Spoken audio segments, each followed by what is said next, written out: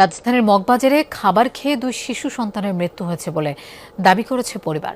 বাবা মা বলছেন, খাবার খেয়ে তারা সহ পরিবারের 4 জনই অসুস্থ হয়ে পড়েছিলেন। তারা সুস্থ হলেও মারা গেছে তাদের দুই শিশু সন্তান আফ্রিদা চৌধুরী ও ইলহাম চৌধুরী।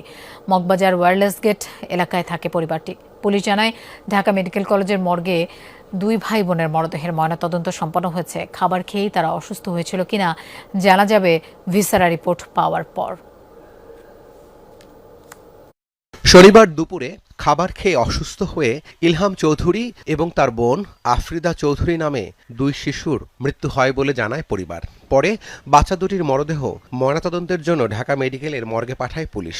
হাতিরঝিল থানা পুলিশ জানায়, একজনের মরদেহ মগবাজার কমিউনিটি হাসপাতাল এবং অন্যজনের মরদেহ রাসমনো হাসপাতাল থেকে উদ্ধার করেন তারা। স্বজনদের দাবি, আফ্রিদার জন্মদিন উপলক্ষে পরিবারের সবাই বাইরে খাবার খায়। সে খাবার খাওয়ার পর থেকেই বাচ্চা দুটি অসুস্থ হয়ে পড়েন।